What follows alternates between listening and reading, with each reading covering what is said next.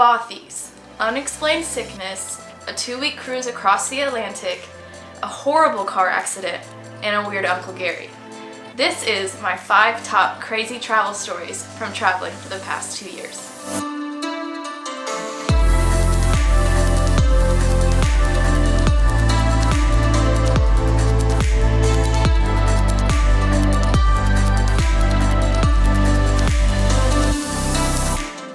Hey guys, Allison here, and welcome back to my channel. Today, this week's video is going to be a little bit more of a story time. I'm going to tell you 5 stories from my 2 years of travel, and they're going to get just a little bit crazier with each story. And I promise you want to stick around for the Uncle Gary story. Okay, so story number 5. This one is more of just like a coincidence. It's not really like a crazy story. Have you ever heard of this app called Calm? It's like a meditation app. They also do sleep stories at night. And the sleep stories is where this little story begins. So we were listening to a sleep story, Aaron and I were, and we were in the United Kingdom, and we were about to be heading to Scotland in a week. So I found the sleep story that was about Scotland. Apparently, there was these bothies in Scotland that you can go and visit. By the way, if you don't know what a bothy is, it's like a basically free accommodation. Anyone can go there and stay there for the night, but usually you have to hike to it. So it's out in the middle of nowhere. So we were listening to this calm sleep story, and it just was like, wow, we want to be there. So Aaron ended up finding the bothies in the Isle of Skye, Scotland, which is exactly where the sleep story was talking about. And so we took a day out to actually go and see it. Here's a little clip from us seeing this bothy. Okay, so here we are on the Isle of Skye. You can stay in this bothy if you want to. No reservations required. You just do the hike, and then you wake up to this view. And this is inside of the bothy where you can stay. You just put your sleeping bags up here and you can sleep. You got your little, I hope that's not someone's old pee. Then you got over here where you can just sit and stare out at the ocean. So yeah, this story really isn't that crazy. It just sticks out a lot in our little travel time because it was really cool to hear this story and then go and see it in person. So it was just a real highlight for us. Okay, so story number 4. So we were in Lake Atitlan, Guatemala.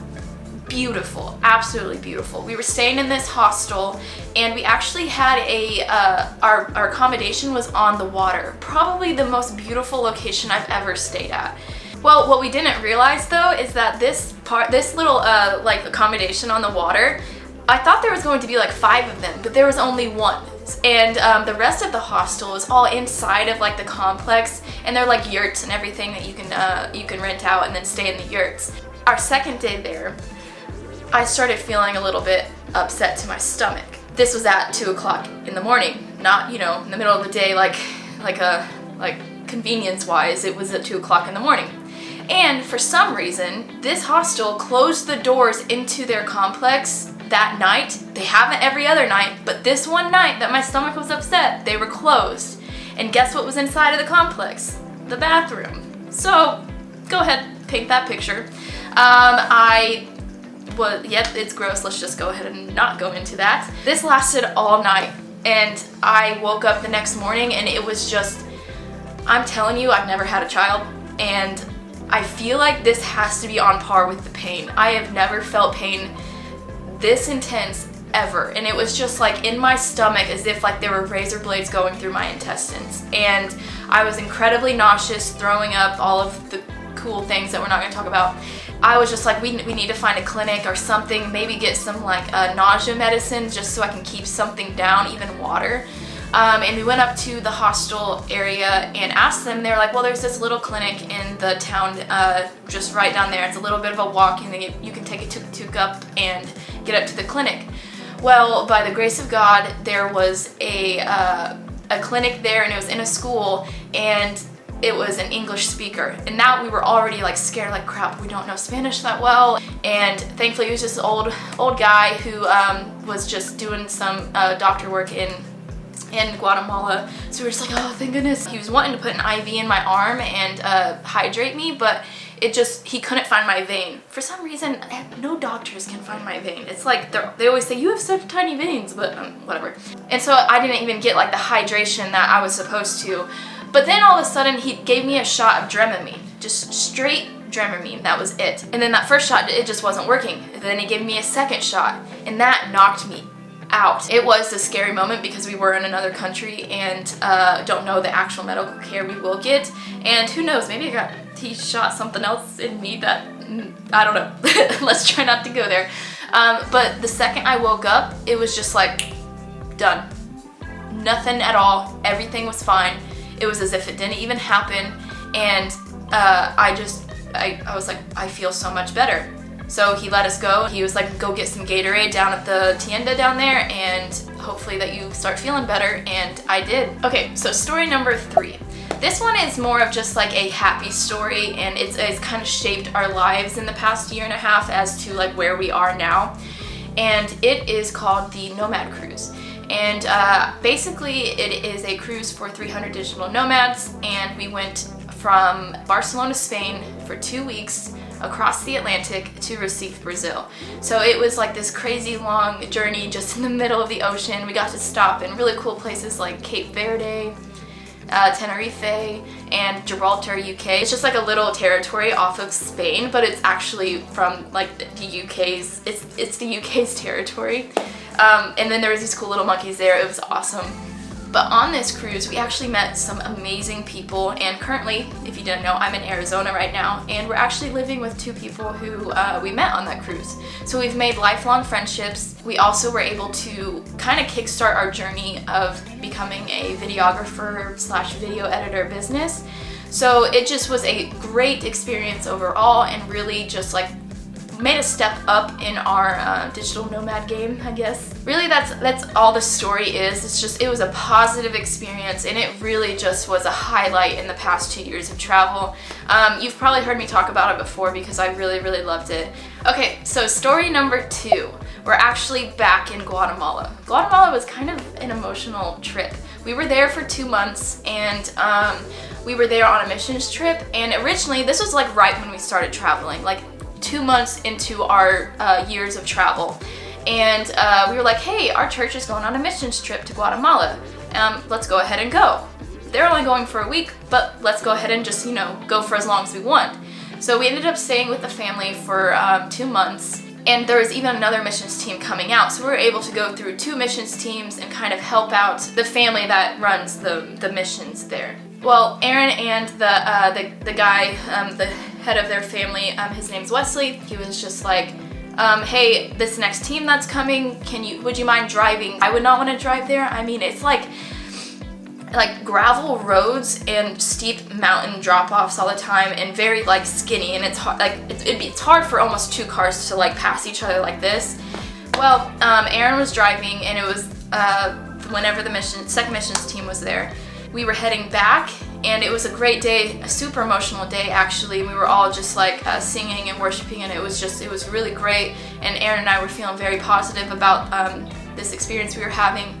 And then on the way back, there was a car in front of Aaron, and Aaron was right here, and this car was going slow, so he was like, okay, I've seen people pass people before, so he decided to pass him. And it almost felt as if the car in the front started to speed up whenever he passed him. And then we still don't really know what happened, but the car tire, it hit like this bank on this side, and then he started to fishtail. And we don't really know if the tire blew and that's why we started to fishtail, or if whenever he hit that, it made the tire go. But anyway, we were going probably 25 miles per hour. You don't go too fast, but because it's gravel and pretty dangerous. And we started to fishtail, and I just, I can still see the vision of it happening. It kind of gets to me sometimes because it was terrifying. But there was 1 tree, 2 tree, 3 tree, and they're about maybe that big around, not huge trees. And then it was this steep drop off, just 100 feet down, this valley.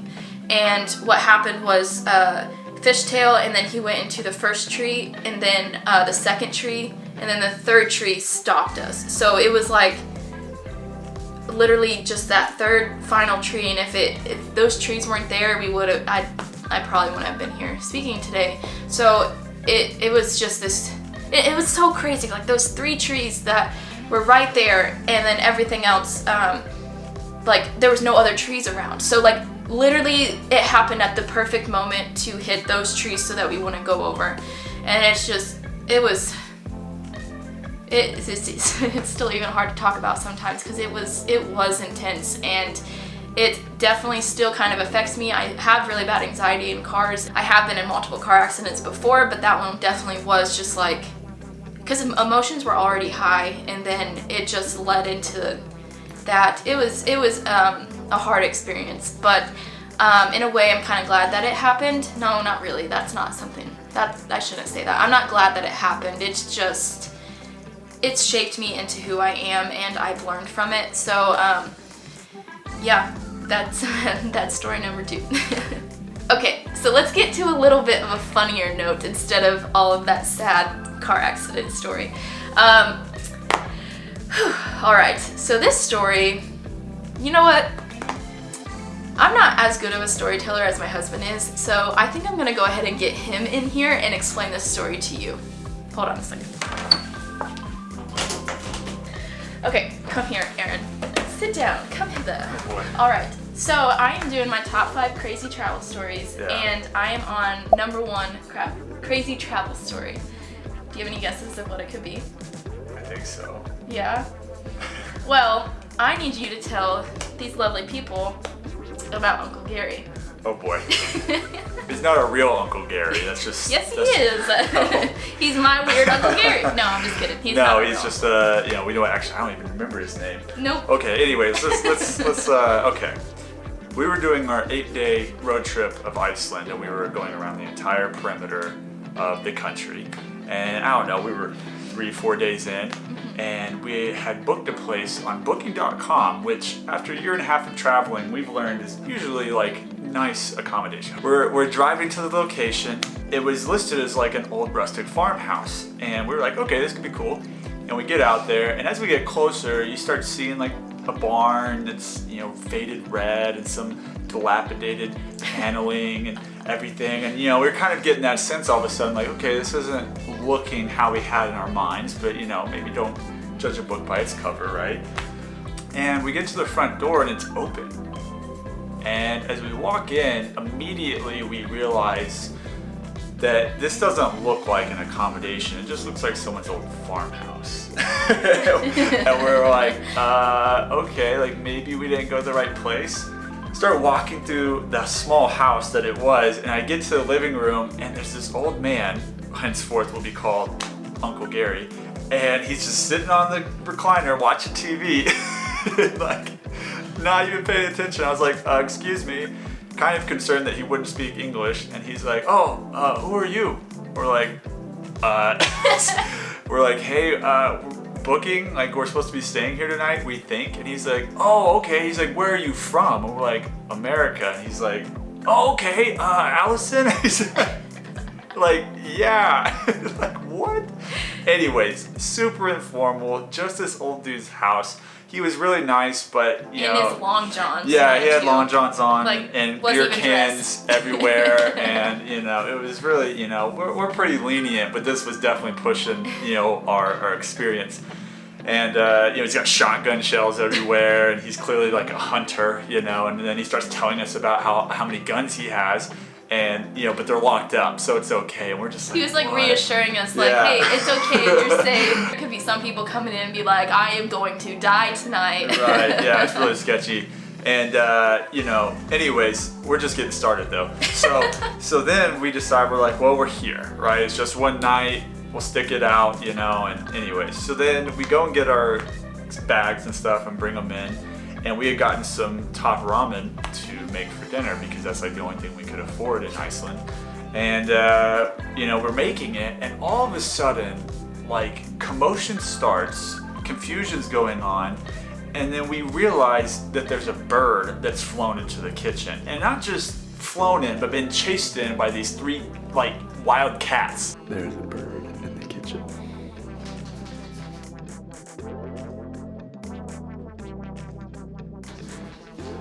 We're in some guy's house for the night. This was on booking.com, so it's like legit.